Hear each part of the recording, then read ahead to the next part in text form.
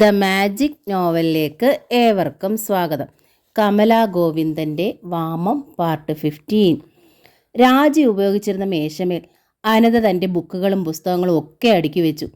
ചെറിയ ഭിത്തിയലമാരയ്ക്കുള്ളിൽ അവളുടെ ഡ്രസ്സുകൾ അടുക്കി വെച്ചു. കുറേ അയമേൽ മടക്കിയിട്ടു.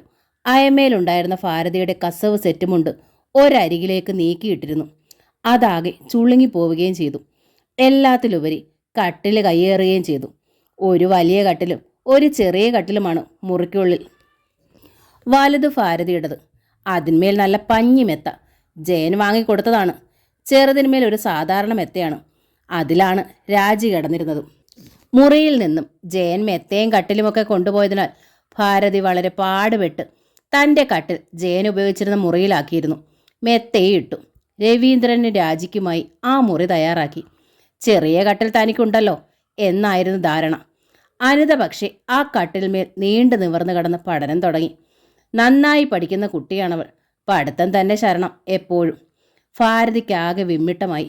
അവൾ രാജിയെ നോക്കി. രാജിക്കൊന്നും വയ്യാതായി. അനിത അവിടെ കിടക്കട്ടെ എന്ന് പറയാൻ വയ്യ, അനിത അവിടെ കിടക്കണ്ട എന്ന് പറയാനും വയ്യ. വല്ലാത്തൊരു വിഷമഘട്ടം. രാജി മെല്ലെ പിൻവലിഞ്ഞു. അതേ വഴിയുള്ളൂ. അവൾ രവീന്ദ്രൻ്റെ കൂടെ പറമ്പിലൊക്കെ ചുറ്റിയടിച്ചു. അയൽക്കാരെക്കുറിച്ചൊക്കെ വിശദമായി പറഞ്ഞു. ആര് അത്ര നല്ലവരല്ലെന്ന് ബോധ്യപ്പെടുത്തി. പിന്നെ രവീന്ദ്രനോടൊപ്പം മുറിയിൽ കയറി. ഒരിക്കൽ ചേട്ടനും ചേച്ചി ഉപയോഗിച്ചിരുന്ന റൂമുറി. രാജി ജയനെ ഓർത്തു, സുധയെ ഓർത്തു. രവീന്ദ്രൻ വാതിലടച്ചു. ഭാരതി എന്തോ പറയാൻ രാജിയെ വിളിച്ചു. നോക്കിയപ്പോൾ വാതിലടഞ്ഞു കിടക്കുന്നു. ഭാരതിയുടെ നെഞ്ചിൽ അസ്വസ്ഥത പെരുകി. ഒരു മുറിയിൽ മകളും മരുമകനും, അടുത്ത മുറിയിൽ അനിത. ഭാരതിക്കൊന്ന് ഇരിക്കാൻ സ്വസ്ഥതയുള്ള സൗകര്യമുള്ള ഒരു മുറിയില്ലാതായി. കുലയും തേങ്ങയും ഒക്കെ ഇടുന്ന ഒരു ചെറിയ മുറിയുണ്ട്. വിറകിടുന്ന വാരമുണ്ട്. അടുക്കളയുണ്ട്. നെടുനീളത്തിൽ വരാന്തയുണ്ട്. ഭാരതി വരാന്തയുടെ അറ്റത്ത് കുറേ നേരം ഇരുന്നു. ദേഷ്യം അടക്കി പിടിച്ചു. പിന്നെ അടുക്കളയിലേക്ക് കയറി. പണി ഒരുപാട് കിടക്കുന്നു. ചെയ്യാതെ പറ്റുമോ? 4 മണിക്കുള്ള പലഹാരം ഉണ്ടാക്കി. കാപ്പിയും കൂട്ടിവെച്ചു. കാപ്പി ശരിയായോ അമ്മേ? രാജിയുടെ ശബ്ദം പിന്നിൽ. ഭാരതി തിരിഞ്ഞു നോക്കാതെ മൂളി. എന്നാൽ എടുക്ക്, രവിയേട്ടന് വിശക്കുന്നുണ്ടാകും, രാജി പറഞ്ഞു. അവൾ തന്നെ 3 ഗ്ലാസ്സിൽ കാപ്പി എടുത്തു. അത് മേശപ്പുറത്ത് വെച്ചു. എന്നിട്ട് രവീന്ദ്രനെ വിളിച്ചു. അനിതയെ വിളിച്ചു. ഇരുവരും വന്നിരുന്നു. ഭാരതി 2 പ്ലേറ്റിൽ പുട്ടും പഴവും വെച്ചു. ഇരുവരും കഴിക്കാൻ തുടങ്ങി. നീ കഴിക്കുന്നില്ലേ? രവീന്ദ്രൻ ചോദിച്ചു. ഞാൻ പിന്നെ കഴിക്കാം, അമ്മയുടെ കൂടെ. അത് വേണ്ട, എടുത്തോണ്ട് വാ, ഒരുമിച്ചിരിക്കാം, രവീന്ദ്രൻ പറഞ്ഞു കർശനമായി. ഒരു പ്ലേറ്റിൽ പുട്ടും പഴവുമായി രാജി വന്നു. മൂവരും കഴിച്ചു. മൂവരെ എണീറ്റ് കൈ കഴുകി മുറികളിലായി. അനിത വീട്ടിൽ പണി ചെയ്യാറില്ല. അമ്മയും ചേട്ടത്തിയും നാത്തൂനും ഒക്കെ അടുക്കളയിലുണ്ട്. മാത്രമല്ല പഠിക്കാൻ ഏറെ ഉണ്ട് താനും. വീട്ടിലെ ചെല്ലക്കുട്ടിയാണവൾ. തിന്നുന്ന പാത്രം കഴുകുന്ന സ്വഭാവം അവൾക്കില്ല. രാജിക്കും ആ സ്വഭാവമില്ല. വീട്ടുജോലിയും അവൾ ചെയ്ത് ശീലിച്ചിട്ടില്ല. അതിൻ്റെ ആവശ്യകത പോലും എന്തെന്നവൾ ചിന്തിക്കാറേയില്ല. അതുകൊണ്ട് മേശപ്പുറത്തിരുന്ന ഒഴിഞ്ഞ പാത്രങ്ങൾ ഭാരതി തന്നെ കഴുകി വെക്കേണ്ടതായി വന്നു. അവർക്ക് സങ്കടം അതല്ല, വെച്ച് കാലാക്കിയത് താൻ. മൂവരും കഴിച്ചു. അമ്മ കൂടെ വാ എന്ന് രാജി പോലും പറഞ്ഞില്ലല്ലോ. രാജിക്ക് അതും വശമില്ല. ഒരു കാലത്ത് പഠനമായിരുന്നു. പഠനം കഴിയുമ്പോഴേക്കും സുധയുണ്ടായിരുന്നു അടുക്കളയിൽ. വിശക്കുമ്പോഴൊക്കെ കഴിക്കുക, അതുമാത്രമായിരുന്നു അവളുടെ ജോലി. ഒരുമിച്ച് അമ്മയോടൊപ്പം ഇരിക്കാറുണ്ട്. പക്ഷേ സുധ കഴിച്ചോ എന്ന് അവളോ ഭാരതിയോ പോലും അന്വേഷിച്ചിട്ടില്ല. തനതായ ഒരു വൈഭവമോ സാമർഥ്യമോ രാജിക്കൊരിക്കലും ഉണ്ടായിട്ടില്ല. അമ്മ പറയുന്നത് കേൾക്കുക, അനുസരിക്കുക. ഭാരതിയെ ഒട്ടൊക്കെ അവൾക്ക് ഭയമാണ്. ഭാരതി പറഞ്ഞത് എന്തായാലും അവൾ ശരിവെക്കും. നിന്നെ കെട്ടിച്ചു വിടുന്നിടത്ത് അമ്മ കൂടി കൂട്ടുവരേണ്ടതായി വരും നിനക്ക് ജീവിക്കണമെങ്കിൽ. ജയൻ പലപ്പോഴും അവളെ കളിയാക്കിയിട്ടുണ്ട് ആദ്യമൊക്കെ. പിന്നെ കുറ്റപ്പെടുത്തൽ പോലെയും ശാസന പോലെയും ഈ വാചകം പറഞ്ഞിട്ടുണ്ട്. ഇപ്പോൾ അവൻ പറഞ്ഞിരിക്കുന്നത് എത്ര ശരി. കല്യാണം കഴിഞ്ഞപ്പോഴും ഭാരതിയുണ്ട് അവളുടെ കൂടെ. പിന്നെന്താ, ജോലി ചെയ്യണം, വീട്ടുകാര്യങ്ങളിൽ ഉത്തരവാദിത്വം വേണം എന്നൊരിക്കലും രാജിക്ക് തോന്നിയിട്ടില്ല. ആ തോന്നൽ ഭാരതി അവളിൽ ഉണ്ടാക്കിയിട്ടുമില്ല. അതുകൊണ്ട് തന്നെയാവാം ഭർത്താവും നാത്തൂനും കൂടെ ഉണ്ടായിരുന്നിട്ട് പോലും അടുക്കളയിൽ അമ്മയെ സഹായിക്കണമെന്ന് അവൾക്ക് തോന്നാതിരുന്നത്. ജയൻ്റെ വിവാഹത്തിന് മുമ്പും ഭാരതിയായിരുന്നു അടുക്കളയിൽ. അന്ന് പക്ഷേ ചെറുകറികളും ലേശം മീനുമൊക്കെ വാങ്ങി ചെലവ് ചുരുക്കിയുള്ള പാകപ്പെടുത്തലായിരുന്നു ഭാരതിക്ക്. അതുകൊണ്ട് അടുക്കള പണി വൻ പണിയായിരുന്നില്ല. മാത്രമല്ല തനിക്കും മകൾക്കും വേണ്ടി മാത്രമായിരുന്നല്ലോ ആ പാചകവും. പിന്നെ സുധ വന്നതോടെ എത്ര വിഭവം ഒരുക്കിയാലും എന്തൊക്കെ പണിയുണ്ടായാലും ഒന്നും അറിഞ്ഞിരുന്നില്ല. പക്ഷേ ഇപ്പോൾ അത് പോരാ. മരുമകനുണ്ട്. ഊണ് 2-3 കൂട്ടം കറികളോടെ വേണം തയ്യാറാക്കാൻ. മീൻ പൊരിച്ചതും മീൻ ചാറും ഒക്കെ വേണമത്രേ രവീന്ദ്രൻ ഉണ്ണാൻ. ഭാരതി വൈകിട്ട് ഊണ് തയ്യാറാക്കി വിളമ്പിക്കൊടുത്തു. എല്ലാവരും കഴിച്ചുപോയി. വല്ല വിധേനയും ഒക്കെ കഴുകി പെറുക്കി ബാക്കി മൂടി വെച്ചു. അടുക്കള അടച്ചു വന്നപ്പോഴേക്കും അനിത ഉറക്കം പിടിച്ചിരുന്നു. ചെറിയ കട്ടിൽ, 2 പേർക്ക് തിങ്ങി ഞെരുങ്ങി കിടക്കാം. അനിത പക്ഷെ കമിഴ്ന്ന് കയ്യും കാലും നീട്ടിവെച്ച് ഗാഢമായ ഉറക്കത്തിലായിരുന്നു. ഒന്നാമത് മനസ്സിൽ ചൂഴ്ന്നു പിടിച്ചിരുന്ന ആകെയുള്ള വെറുപ്പ്. അനിത വന്നതിലും താമസിക്കുന്നതിലും മുറി കരസ്ഥമാക്കിയതിലുമുള്ള ഈർഷ്യ വേറെ. അതുകൊണ്ട് അവളുടെ ഒപ്പം കിടക്കാൻ തയ്യാറല്ല. ഒടുവിൽ ഒരു പായ് വിരിച്ച് ഭാരതിക്ക് താഴെ കിടക്കേണ്ടതായി വന്നു, സ്വയം ശപിച്ച്. അനിതയും രാജിയെയും ഒരുമിച്ച് നോക്കേണ്ടുന്ന ചുമതല ഭാരതിക്കായി. മാത്രമല്ല രവീന്ദ്രനെ. ചുരുക്കത്തിൽ അവരൊരടുക്കളക്കാരിയായി മാത്രമായി, വേലക്കാരിക്ക് സമം. രാജി പോലും അക്കാര്യത്തിൽ വിഷമിച്ചതുമില്ല. തൻ്റെ സാമ്രാജ്യമായിരുന്ന മുറി അനിത കൈയടക്കിയതോടെ കിടക്കാൻ കട്ടിൽ പോലും ഇല്ലാത്ത സ്ഥിതിയായി ഭാരതിക്ക്. രാജി ഗർഭിണിയായി. അതോടെ അവൾ അനങ്ങാൻ പോലും കൂട്ടാക്കാതെ കിടപ്പ് തന്നെയായി. എടി പെണ്ണെ, എനിക്ക് തറയിൽ കിടക്കാൻ വയ്യ. നിന്റെ നായരോട് പറഞ്ഞൊരു കട്ടിൽ മേടിച്ചതാ, ഭാരതി മകളോട് പറഞ്ഞു. ഞാൻ വല്ലതും പറയാൻ ചെന്ന് എന്നെ തല്ലാൻ വരുവാ, രാജി പറഞ്ഞു.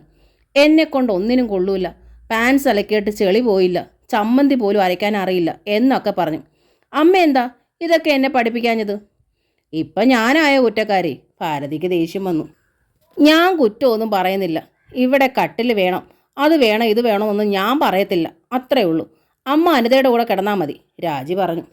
ഭാരതി അനിതയുടെ കൂടെ കിടന്നില്ല. കിടപ്പ് വാരത്തിലെ തണുത്ത തറയിൽ തന്നെയായി. ക്രമേണ മറ്റുള്ളവരുടെ ഡ്രസ്സുകൾക്കൊപ്പം അനിതയുടെ മുഷിഞ്ഞ ഡ്രസ്സും ഭാരതി തന്നെ നനയ്ക്കേണ്ടതായി വന്നു. ദേഷ്യം വന്ന ഭാരതി അനിതയുടെ മുഷിഞ്ഞ തുണി മാത്രം മാറ്റിയിട്ടിട്ട് ബാക്കിയെല്ലാം നനച്ചു വിരിച്ചു. അനിത വന്നപ്പോൾ പ്രശ്നമായി. എൻ്റെ തുണി മാത്രം തെരഞ്ഞു മാറ്റിയിട്ടിട്ട് എന്താ രാജേട്ടത്തി മറ്റുള്ളതൊക്കെ നനച്ചത്? എനിക്ക് ഒരുപാട് പഠിക്കാനില്ലേ? അനിതയ്ക്ക് സങ്കടം വന്നു. അമ്മ അത് മാറ്റിയിടുന്നത് രാജി കണ്ടതാണ്. വീട്ടിൽ വെറുതെ ഇരിപ്പും കിടപ്പും ഉറക്കവുമാണ് രാജി. ആ തുണികൾ എടുത്ത് കഴുകാൻ അവൾക്കും തോന്നിയില്ല. അനിത അതിൻ്റെ ഡ്രസ്സുകൾ എടുത്ത് നനയ്ക്കാൻ തുടങ്ങി. കണ്ടുകൊണ്ടാണ് രവീന്ദ്രൻ്റെ വരവ്. അവൻ പെങ്ങൾക്കരികിൽ ചെന്നു. എടി, അവൻ ഉറക്കെ വിളിച്ചു. എന്താ കുഞ്ഞേട്ടാ? അനിത വിളി കേട്ടു. എടി, നിൻ്റെത് എന്താന്ന് വെച്ചാൽ എടുത്തോ, നമുക്ക് വീട്ടിൽ പോകാം. എന്തിനാ കുഞ്ഞേട്ടാ? ഇനി നീ ഇവിടെ നിൽക്കണ്ട, പോകാം. അനിതയ്ക്ക് കാര്യം മനസ്സിലായി. എന്താ രവിയേട്ടാ ഇത്? രാജി അനുനയിപ്പിക്കാൻ അടുത്തെത്തി. പഠിക്കാൻ വന്നു നിൽക്കുന്ന അവൾക്ക് പഠിക്കാനുള്ള സമയത്ത് തുണി നനയ്ക്കേണ്ടി വരിക. നിനക്കെന്താടി അത് ചെയ്താ? എനിക്ക് വയ്യാഞ്ഞിട്ടല്ലേ? രാജിയുടെ ശബ്ദം നേർത്തു. എന്നാ പിന്നെ നിന്റെ തള്ളയില്ലേ ഇവിടെ? എല്ലാവരുടേതും നനയ്ക്കുന്നുണ്ടല്ലോ അവര്. ഇത് മാത്രം എന്താ വയ്യാത്തത്? എനിക്ക് സൗകര്യം ഇല്ലാഞ്ഞിട്ടാടാ. ഭാരതി കലിതുള്ളി. ഞാൻ ചെലവിന് തരുന്നില്ലേ? പിന്നെ എൻ്റെ പെങ്ങളുടെ തുണിയൊന്ന് അലക്കി ഇട്ടാലെന്താ? രവീന്ദ്രൻ അല്പം കടത്തി പറഞ്ഞു. ഭാരതി സ്തബ്ധയായിപ്പോയി. രവീന്ദ്രൻ തെല്ലടങ്ങി. ഓണം വന്നു. രവീന്ദ്രൻ തൻ്റെ വീട്ടിലുള്ള എല്ലാവർക്കും ഡ്രസ്സ് എടുത്തു. രാജിക്കും അനിതയ്ക്കും വാങ്ങി. ഭാരതിക്കൊരു കൈലിമുണ്ടും തോർത്തു. നിന്റെ അമ്മ ഈ അടുക്കളയിൽ നിൽക്കുമല്ലേ, പിന്നെന്തിനാ വേറെ ഡ്രസ്സ്? എങ്ങോട്ട് പോകാനാ? മകൻ്റെ അടുത്ത് പോവില്ല. മകൾ പിന്നെ കൂടെ തന്നെ ഉണ്ടല്ലോ, രവീന്ദ്രൻ പരിഹസിച്ചു. കൈലിമുണ്ടും തോർത്തും കണ്ടപ്പോൾ ഭാരതിക്ക് ഈർഷ്യയായി. ഓണ ദിവസം അനിതയും രാജിയും രവീന്ദ്രനോടൊപ്പം രവീന്ദ്രൻ്റെ വീട്ടിലേക്ക് പോയി. സ്നേഹവും മര്യാദയും കണ്ടുപിടിച്ചിട്ടില്ലാത്തതിനാലാവാം അമ്മ പോരുന്നോ എന്ന് രാജി പോലും ചോദിച്ചില്ല. ഭാരതിക്ക് കണ്ണുകൾ നിറഞ്ഞുപോയി. ഒറ്റപ്പെട്ടു പോയ ഭാരതി സങ്കടത്തോടെ തൻ്റെ പെട്ടി തുറന്നു. അതിൻ്റെ അടിയിൽ നിന്നും ഈർക്കിലി പോലെ വീതിയിൽ 3 നിരയിൽ കസവുള്ള മടക്ക് പോലും നിവർത്തിയിട്ടില്ലാത്ത ഒരു സെറ്റുമുണ്ടിരിക്കുന്നു. കഴിഞ്ഞ ഓണത്തിന് ജയൻ വാങ്ങിയത്. ഇന്ന് വരെ എടുത്ത് നിവർക്കുകയോ ഉടുക്കുകയോ ചെയ്തിട്ടില്ല. ജയനോടുള്ള ദേഷ്യം കൊണ്ട് തന്നെ ഭാരതി അത് നിവർത്തി നോക്കി. അവരുടെ കണ്ണുകൾ കവിഞ്ഞ് 2 ഇറ്റ് കണ്ണീർ അതിൽ വീണു, അവ്യക്തമായി പടർന്നു. സുഭദ്ര കുറേ പച്ചക്കറികളും മറ്റും വാങ്ങി സഞ്ചിക്കുള്ളിൽ നിറച്ച് അതുമായി ബസ് സ്റ്റോപ്പിലേക്ക് നീങ്ങുമ്പോഴാണ് ഒരു സ്കൂട്ടർ അരികിൽ വന്ന് നിന്നത്. സുധയും ജയനും. സുഭദ്രയ്ക്ക് ഒരുപാട് സന്തോഷമായി. സുധ വീണ്ടും ഗർഭിണിയായി. ഒരാൺകുഞ്ഞു പോയതല്ലേ, ഇതൊരാൺകുഞ്ഞു തന്നെയാ സുധേ. സുഭദ്ര സുധയുടെ വയർ കണ്ട് പുഞ്ചിരിയോടെ പറഞ്ഞു. സുധ ഒതുക്കത്തോടെ ചിരിച്ചു. അനുക്കുട്ടി എവിടെ? സുഭദ്ര ചോദിച്ചു. അവൾ നഴ്സറിയിലാ. ABCD ഒക്കെ പഠിച്ചു കഴിഞ്ഞു. ജയൻ അമ്മാവനാകാൻ പോവുക. ജയൻ്റെ മുഖം പൂവ് പോലെ വിടർന്നു. രാജിക്ക് ഇത് എത്ര മാസമാണ് ചേച്ചി? സുധ തിരക്കി. 3-4 സുഭദ്ര കൂട്ടിച്ചേർത്തു. ഗർഭിണിയായതോടെ രാജി കടപ്പ് തന്നെ. ഭാരതി ചേച്ചിക്ക് ഇപ്പം ഇരിക്കാനും നിൽക്കാനും നേരമില്ല, പണിയോട് പണി. രാജി പണ്ടേ പിന്നെ അനങ്ങാക്കള്ളി അല്ലയോ? ജയൻ്റെ മുഖം മങ്ങി. ബസ് സ്റ്റോപ്പിൽ ജയൻ കാത്തുനിന്നു. രവീന്ദ്രൻ വരുന്ന സമയം നോക്കി തന്നെ. തനിക്ക് മുമ്പിൽ നിൽക്കുന്ന ആളെ രവീന്ദ്രന് മനസ്സിലായി. രാജിയുടെ സഹോദരൻ, തൻ്റെ അളിയൻ. ആദ്യമായാണ് നമ്മൾ തമ്മിൽ കാണുന്നത്, ജയൻ പറഞ്ഞു. അതെ, രവീന്ദ്രൻ സമ്മതിച്ചു. ഒരു കാര്യം രവീന്ദ്രനോട് പറയാമെന്ന് കരുതി. പറയൂ. എൻ്റെ അമ്മ ഇത്തിരി കർശനക്കാരിയാണ്. എങ്കിലും പ്രായത്തെ കരുതി രവീന്ദ്രൻ കുറേയൊക്കെ അഡ്ജസ്റ്റ് ചെയ്യണമെന്നും ക്ഷമിക്കണമെന്നും ഒക്കെ പറയണമെന്ന് തോന്നി. ജയൻ ശബ്ദം താഴ്ത്തി. ഭാര്യയ്ക്ക് ഒരേ ഒരാങ്ങള, അങ്ങനെ ഒരാങ്ങള തൻ്റെ മകൾക്കില്ലെന്ന് പറഞ്ഞ് വിവാഹം നടത്തിയ ഒരമ്മയോട് ക്ഷമിക്കാൻ അളിയന് കഴിഞ്ഞേക്കും, എനിക്കാവില്ല. ജയന് ശബ്ദമില്ലായിരുന്നു. ജോലിയില്ലാത്ത ഒരുവളെ ഭാര്യയാക്കുമ്പോൾ എനിക്കും ഒരുപാട് സങ്കല്പങ്ങളുണ്ടായിരുന്നു. എല്ലാം വെതാവിൽ. അറ്റ്ലീസ്റ്റ് ഭാര്യയുടെ കൈകൊണ്ടൊരു നല്ല ചായ പോലും ഉണ്ടാക്കി കുടിക്കാൻ കഴിഞ്ഞിട്ടില്ലെന്ന് പറയുമ്പോൾ ഞാൻ എത്രമാത്രം അഡ്ജസ്റ്റ് ചെയ്യുന്നുണ്ടെന്ന് അളിയന് മനസ്സിലായി കാണുമല്ലോ. ജയന് പറയാൻ മറുപടി ഒന്നുമില്ലായിരുന്നു. രാജിക്ക് ഓരോ മാസം ചെല്ലുന്തോറും ക്ഷീണം കൂടി വന്നു. അതനുസരിച്ച് ഭാരതിക്ക് ജോലിയും കൂടി. അനിത പഠനത്തിൽ തന്നെ ശ്രദ്ധിച്ചു. ഒരു വൈകുന്നേരം രാജിക്ക് പ്രസവവേദനയായി. ഭാരതിയും അനിതയും രവീന്ദ്രനും ഹോസ്പിറ്റലിൽ അവളോടൊപ്പം നിന്നു. രാജി പ്രസവിച്ചു. പെൺകുഞ്ഞ്. 4-ാം ദിവസം കുഞ്ഞിനെയും കൊണ്ട് രാജി വീട്ടിലേക്ക് മടങ്ങി. രവീന്ദ്രൻ്റെ അച്ഛനും അമ്മയും വന്ന് കുഞ്ഞിനെ കണ്ടു. ഒടുവിൽ കുഞ്ഞിനെ നോക്കലും അതിൻ്റെ തുണി കഴുകലും കൂടി ഭാരതിയുടെ തലയിലായി. കൊഴുത്തും എഴുത്തിരുന്ന ഭാരതി ഇപ്പോൾ അവർ ക്ഷീണിച്ചിരിക്കുന്നു. മുടിയിഴകളെ നര ആക്രമിച്ചിരിക്കുന്നു. ക്ഷീണിതയായിരിക്കുന്നു. ഓഫീസിലൊരു റിട്ടയർമെൻറ്റ് സെൻഡ് ഓഫ്. അതിൽ പങ്കെടുത്ത് കമ്പനി കൂടി അല്പം മദ്യപിക്കുകയും ചെയ്തു രവീന്ദ്രൻ. വീട്ടിലെത്തുമ്പോൾ സന്ധ്യയാകുന്നു. ഇരുട്ട് മെല്ലെ ചേക്കേറുന്നു. മുറ്റത്തിനപ്പുറത്ത് വെച്ചേ കേട്ടു രവീന്ദ്രൻ വീടിനുള്ളിലെ ബഹളം. വഴക്കാണ്. ഭാരതി, രാജി, അനിത മൂവരുടെ ശബ്ദം കേൾക്കാം. സന്ധ്യാവിളക്ക് പോലും തെളിച്ചിട്ടുമില്ല. രവീന്ദ്രൻ പാഞ്ഞു ചെന്നു. ആദ്യം അനിതയെ തല്ലി, പിന്നെ രാജിയെ. ഒടുവിൽ അവൻ ഭാരതിയെ തീ പാർന്ന കണ്ണുകളോടെ നോക്കി. ഭാരതി ഭയന്ന് പിന്നോക്കം നീങ്ങിപ്പോയി. ജയൻ കഴിഞ്ഞ ഓണത്തിന് എടുത്തുകൊടുത്ത സെറ്റുമുണ്ടാണ് വഴക്കിൻ്റെ അടിസ്ഥാനം. നാളെ അനിതയ്ക്ക് കോളേജ് ഡേ ആണ്. ആ സെറ്റും മുണ്ടൊന്ന് ഉടുക്കാൻ ചോദിച്ചു. സെറ്റും മുണ്ടെടുത്ത് തലയിൽ മുല്ലപ്പൂവും ചൂടി എല്ലാ പെൺകുട്ടികളും വരണമെന്ന് അവർ തീരുമാനിച്ചിരിക്കുന്നു. ഡ്രസ്സിങ്ങിലൊരു ചേഞ്ച്, നന്നായി ഒന്ന് ഷൈൻ ചെയ്യാനൊരവസരം. മുല്ലപ്പൂ അനിത തന്നെ വാങ്ങിക്കൊണ്ട് വന്നു. ഇനി സെറ്റും മുണ്ടുകൂടി വേണം. രാജി അമ്മയുടെ പെട്ടി തുറന്ന് സെറ്റും മുണ്ടെടുത്ത് കൊടുത്തു. അമ്മ അത് ഉടുക്കുന്നില്ല, പിന്നെന്തിനാണ് സൂക്ഷിച്ചു വെച്ചേക്കുന്നത്? അനിത സെറ്റും മുണ്ടെടുത്ത് രാജിയെ കാണിച്ചു. കൊള്ളാം, നീ ഇപ്പോൾ മുതിർന്ന പെണ്ണായിരിക്കുന്നു, കെട്ടിക്കാറായി. രാജി കളിയാക്കി. അനിത നാണത്താൽ പൂത്തു. അപ്പോഴാണ് ഭാരതിയുടെ കണ്ണിൽ പെട്ടത്. എടി പെണ്ണെ, നീ എന്നതാ കാണിക്കുന്നേ? നെകളിക്കാൻ കണ്ടത് എൻ്റെ ഉടുതുണിയാണോ? ഭാരതി അനിത ഉടുത്തിരുന്ന സെറ്റും മുണ്ടിൽ പിടിച്ച് അഴിക്കാൻ നോക്കി. അനിത സ്തംഭിച്ചു നിന്നു. അമ്മേ, ഇതെന്താ അമ്മേ? അമ്മ അത് ഉടുക്കുന്നില്ലല്ലോ. അനിതയ്ക്ക് നാളെ കോളേജിലെ ആവശ്യത്തിനാണമ്മേ. രാജി ഇടപെട്ടു. പറ്റത്തില്ലെന്ന് പറഞ്ഞില്ലേ? ഭാരതി കലിതുള്ളി. ഇങ്ങോട്ട് താടി പെണ്ണേ. അനിതയ്ക്ക് സങ്കടവും ദേഷ്യവും വന്നു. അവൾ അകത്ത് കയറി സെറ്റുമുണ്ട് അഴിച്ചെടുത്തു. എന്നിട്ട് അത് ഭാരതിയുടെ മുഖത്തേക്ക് ഒരു ഏറ് കൊടുത്തു. ഭാരതിക്ക് അതോടെ കണ്ണ് കാണാൻ വയ്യാതായി. ധിക്കാരി, നീ എന്നെ എറിയുന്നോടി അസത്തെ. നോക്കിക്കോ, ആ മുണ്ട് എലി വെട്ടിപ്പോവും, അനിത പറഞ്ഞു. എടി എടി, സന്ധ്യയ്ക്ക് പ്രാകുന്നോടി കാന്താരി. മിണ്ടാതിരിക്കമ്മേ, രാജി പറഞ്ഞു. അപ്പോഴാണ് രവീന്ദ്രൻ്റെ വരവ്. എന്താടി ഇവിടെ? എടി എന്താണെന്ന്? അടി കഴിഞ്ഞാണ് രവീന്ദ്രൻ കാര്യം ചോദിച്ചത്. രാജി ചുരുങ്ങിയ വാചകത്തിൽ കാര്യം പറഞ്ഞു. കുഞ്ഞേട്ടാ, നാളെ മുതൽ ഞാൻ ഇവിടെ നിൽക്കുന്നില്ല. എനിക്ക് വയ്യ, സഹിച്ചു മടുത്തു. ഞാൻ വീട്ടിലേക്ക് പോവുക. കോളേജിൽ ഞാൻ അങ്ങ് പോവും. എങ്കിൽ നാളെ ആക്കുന്ന എന്തിനാ? ഇപ്പോൾ തന്നെ ഇറങ്ങാം. ഞാനും ഉണ്ട് നിന്റെ കൂടെ. ഇറങ്ങിക്കോ. രവീന്ദ്രൻ തിരിച്ചിറങ്ങി. രവിയേട്ടാ, രാജി നിലവിളിച്ചു. എന്താടി? രവീന്ദ്രൻ കലിപ്പോടെ തിരിഞ്ഞു നിന്നു. ഞാൻ പോകുക. എൻ്റെ ഒപ്പം ജീവിക്കണമെന്നുണ്ടോ നിനക്ക്? ഇപ്പം ഇറങ്ങണം, ഈ നിമിഷം. മോളെ എടുത്തോ. പറഞ്ഞത് മനസ്സിലായില്ലേടി? രാജി സ്തബ്ധയായി നിന്നു. ഭാരതിയും. രാജി പറയുകയും കരയുകയും കാല് പിടിക്കുകയും ചെയ്തു. രവീന്ദ്രൻ മനസ്സിന് ഒരു മാറ്റവും ഉണ്ടായില്ല. ഇപ്പോൾ രവീന്ദ്രൻ പടിയിറങ്ങുന്നു. ഇപ്പോൾ തന്നെ പുറപ്പെടാൻ തയ്യാറല്ലെങ്കിൽ ഇനി ഒരിക്കലും അവൻ വരികയില്ല. അവൾ അവൻ്റെ ഭാര്യയുമല്ല. എല്ലാം കേട്ട് അകത്ത് കിടന്നിരുന്ന ഭാരതി ഒരക്ഷരവും മിണ്ടിയില്ല. ഇതല്ലേ നമ്മുടെ വീട്? രാജി പറഞ്ഞു നോക്കി. അല്ല, നമ്മുടെ വീടല്ല, നിന്റെ വീടാണ്. ആ അധികാരം നിനക്കും നിന്റെ അമ്മയ്ക്കും ഉണ്ട്. എനിക്കിവിടെ വന്ന നാൾ മുതൽ ശ്വാസം മുട്ടുകയാണ്. എനിക്കിവിടെ വയ്യ. നീയും നിന്റെ അമ്മയും പറയുന്ന അക്ഷരം പ്രതി അനുസരിക്കുന്ന വെറും ഒരു കോന്തൻ നായരെയായിരിക്കും മരുമകനായി നിന്റെ അമ്മയ്ക്ക് ആവശ്യം. അതിന് ഇനി എൻ്റെ പട്ടി വരും. പട്ടി. നീ ഇറങ്ങുന്നോ അതോ? തീർത്ത് പറഞ്ഞോളൂ. നിന്നെപ്പോലൊരു ഭാര്യ ഇല്ലാതിരിക്കുന്നതാണ് നല്ലത്. തീരുമാനം ഇപ്പോൾ എടുക്കണം. വന്നില്ലെങ്കിൽ തീർച്ച ഞാൻ മറ്റൊരു പെണ്ണിനെ വിവാഹം ചെയ്യും. രവിയേട്ടാ, രാജി വിമ്മി പൊട്ടിപ്പോയി. നീ പോയാൽ ആ നിമിഷം എൻ്റെ ചെറുക്കന് വേറെ പെണ്ണു കൊണ്ടുവരും. ഒരിക്കൽ ഭാരതി സുധയോട് പറഞ്ഞ അതേ വാചകം രവീന്ദ്രനും പറയുന്നു. ലേശം ഭേദഗതിയോടെ ഭാരതിയുടെ കരൾ വിറച്ചുപോയി. അവർ ഇറങ്ങി വന്നു. രവീന്ദ്ര, നിങ്ങൾ പോകുന്നെങ്കിലാകാം. പക്ഷേ ഈ രാത്രിയിൽ ഈ പിഞ്ചു കുഞ്ഞിനെയും കൊണ്ട് വേണോ?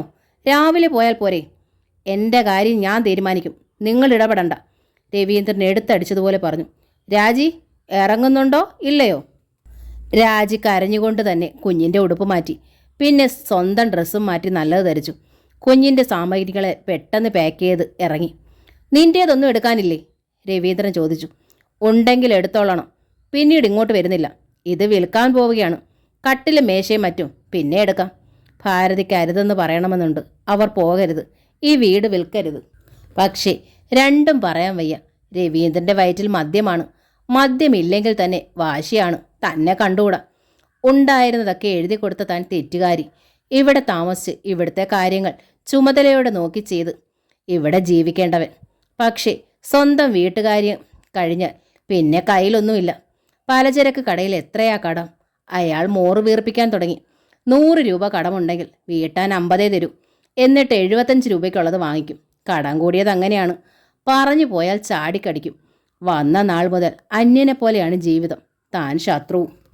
രാജി എന്തൊക്കെയോ കൂടി വാരി ബാഗിനുള്ളിലാക്കി. പിന്നെ കരഞ്ഞുകൊണ്ട് ബാഗും തൂക്കി ഇറങ്ങി.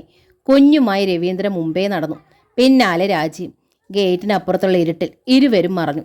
ഭാരതി വരാന്തയിലെ തൂണ് ചാരി നിൽക്കുകയായിരുന്നു. അത് രണ്ടുപേരും കണ്ടു. പോട്ടെ അമ്മയെന്ന് രവീന്ദ്രൻ ചോദിച്ചില്ല. രാജിയും ചോദിച്ചില്ല. ഭാരതി തളർന്ന് താഴെയിരുന്നു, തൂണിന്മേൽ ചാരി. ഈ വീട്ടിൽ ഒറ്റയ്ക്കായിരിക്കുന്നു. ഒറ്റയ്ക്ക്. ഇവിടെ ഭാരതിക്കൊപ്പം മകനുണ്ടായിരുന്നു. മകൻ്റെ ഭാര്യയുണ്ടായിരുന്നു. കുഞ്ഞുണ്ടായിരുന്നു. ഒരു നാൾ യാത്ര പോലും പറയാതെ അവർ പോയി. അന്ന് ശക്തമായൊരു കൂട്ടാളിയെപ്പോലെ ഒപ്പം മകളും ഉണ്ടായിരുന്നു. നല്ല ധൈര്യമായിരുന്നു പ്രശ്നങ്ങളെയൊക്കെ നേരിടാൻ. ഇന്നും മകളും പോയിരിക്കുന്നു. ഭാരതി ഒറ്റയ്ക്കാക്കിയിട്ട്. ഇനിയൊരു ദിവസം ഈ വീടുമില്ലാതാവും. അപ്പോൾ ഭാരതി എങ്ങോട്ട് പോകും? ഓർത്തപ്പോൾ വല്ലാതെ തല കറങ്ങി. നേരെ കയറിക്കിടന്നു. പിറ്റേന്ന് പുലർച്ചയ്ക്ക് ഭാരതിക്ക് എണീക്കാൻ വയ്യാത്തത്ര ക്ഷീണം. ഒരു ഗ്ലാസ് കാപ്പി കിട്ടിയിരുന്നെങ്കിൽ കിടക്കക്കരിയിൽ ഓർത്തു. 5 വെളുപ്പിന് ഗ്ലാസ്സിൽ ചൂട് കാപ്പിയും കട്ടിൽ ചോട്ടിൽ വെള്ളവും വെച്ച് തരുന്ന സുധയെ ഒരു ദിവസവും ചീത്ത വിളിക്കാതെ പ്രാകാതെ അത് കുടിച്ചിട്ടില്ലെന്ന് ഓർത്തു. ഇന്നിപ്പോൾ ആരുമില്ല തരാൻ. തീരെ വയ്യ. മകൾ പോയിരിക്കുന്നു. ഭാരതി വലിഞ്ഞെണീറ്റു. അടുക്കളയിലെത്തി. ചൂട്ടും കൊതുമ്പും വെച്ച് കാപ്പി തിളപ്പിച്ച് കുടിച്ചു. കാപ്പിപ്പൊടിയും പഞ്ചസാരയും തീരാറായി. മാസം അവസാനമായി. 2 പേരും കൂടി തന്നെ ഒറ്റയ്ക്കാക്കിയിട്ട് പോയി. പോകുമ്പോൾ ഇന്നാ എന്ന് പറഞ്ഞ് 10 രൂപ പോലും വെച്ച് നീട്ടിയില്ലല്ലോ. ഒരു മനുഷ്യജീവിയല്ലേ താൻ. ഒരത്യാവശ്യം പെട്ടെന്ന് വന്നാൽ? ജയൻ ഇവിടെ ഉണ്ടായിരുന്നപ്പോൾ തൻ്റെ കൈവശം കാശൊഴിഞ്ഞ സമയമില്ലായിരുന്നു. അവൻ ശമ്പളം തൻ്റെ കയ്യിലാണ് തന്നിരുന്നത്. വീട്ടാവശ്യത്തിനുള്ളത് എടുത്തിട്ട് ബാക്കി ചെലവുകൾ ചുരുക്കിയാണ് ജയൻ പോലും അറിയാതെ ഒരു തുക ബാങ്കിലിട്ടത്. ഇപ്പോൾ ബാങ്കിൽ നയാ പൈസയില്ല. ഒറ്റയ്ക്കായപ്പോൾ ഭാരതിക്ക് വല്ലാത്ത ഭയമായി. ഈ ലോകത്തെ തന്നെ താൻ ഉപേക്ഷിച്ചോ? അതോ ഈ ലോകം തന്നെ ഉപേക്ഷിച്ചോ? ഭാരതിയുടെ കണ്ണുകൾ നിറഞ്ഞു. നെഞ്ച് വിങ്ങിയിരുന്നു. 6-7 ദിവസം കഴിഞ്ഞിട്ടും രാജിയോ രവീന്ദ്രനോ തിരിച്ചു വന്നില്ല. അതിനിടെ വീടും പറമ്പും നോക്കാൻ 1-2 കൂട്ടർ വന്നു. നടപ്പില്ല കൂട്ടരെ, ഈ വീട് വിൽക്കുന്നില്ല. വിൽക്കാൻ പറ്റത്തില്ല. ഇതിന് അവകാശ തർക്കം ഉള്ളതാ. ഭാരതി അടവ് പറഞ്ഞു വന്നവരെ തിരിച്ചു വിട്ടു. വിറ്റാൽ താൻ എവിടെ പോകും? രാജിയുടെ പേരിലാണ്. രവിയേട്ടൻ പറഞ്ഞാൽ പിന്നെ ഞാൻ എന്തു ചെയ്യും എന്ന മട്ടാണ് അവൾക്ക്. 2 ആഴ്ചയായിട്ടും രാജിയോ രവീന്ദ്രനോ വന്നില്ല. വീട്ടിലെ അരിസാധനങ്ങളെല്ലാം തീർന്നു. കഴിഞ്ഞ മാസം തന്നെ ദാമു പ്രത്യേകം പറഞ്ഞു ഇനി കടത്തിൻ്റെ പ്രശ്നമില്ലെന്നും. രൂപ 2000-ഓളം കൊടുക്കാനുണ്ട്. രാജിയുടെ പ്രസവ ചെലവുകൾക്കിടയിൽ കാര്യമായി ഒന്നും പലചരക്ക് കടയിൽ കൊടുത്തിട്ടില്ല. കഴിഞ്ഞ 1-ാം തീയതി രൂപ മുഴുവൻ കൊടുത്തു തീർക്കണമെന്ന് ദാമു പറഞ്ഞു തീർന്നതാണ്. പണം കയ്യിലില്ലാത്തത് കൊണ്ട് അങ്ങോട്ട് കടന്നിട്ടേയില്ല. ദാമു 2-3 തവണ ആളെ പറഞ്ഞു വിട്ട് കഴിഞ്ഞു. ഇനി അയാൾ എന്നാകും വരിക? ഭാരതിക്ക് ആകെ നാണക്കേടായി. ആ മാല കഴുത്തിലുണ്ടായിരുന്നെങ്കിൽ പണയം വെച്ചിട്ടായാലും കടം വീട്ടാമായിരുന്നു. പലചരക്ക് കടയിൽ മാത്രമല്ല, പാല് വാങ്ങി കുടിക്കുന്നിടത്തും കടമാണ്. 2-3 പശുക്കളെ കറന്ന് പാലെടുക്കുകയും വിൽക്കുകയും ചെയ്തിരുന്നതാണ്. ജയന് ജോലി കിട്ടിയപ്പോൾ അവൻ തന്നെ പറഞ്ഞിട്ടാണ് നിർത്തിയത്. ഇനി അമ്മ കഷ്ടപ്പെടണ്ട, ഒക്കെ ഞാൻ നോക്കിക്കോളാം. അവൻ പോയി കഴിഞ്ഞ് അരിയും സാധനങ്ങളുമായൊരു ദിവസം ഓട്ടോറിക്ഷയിൽ വന്നതോർത്തു. എല്ലാം തട്ടി എറിഞ്ഞതോർത്തു.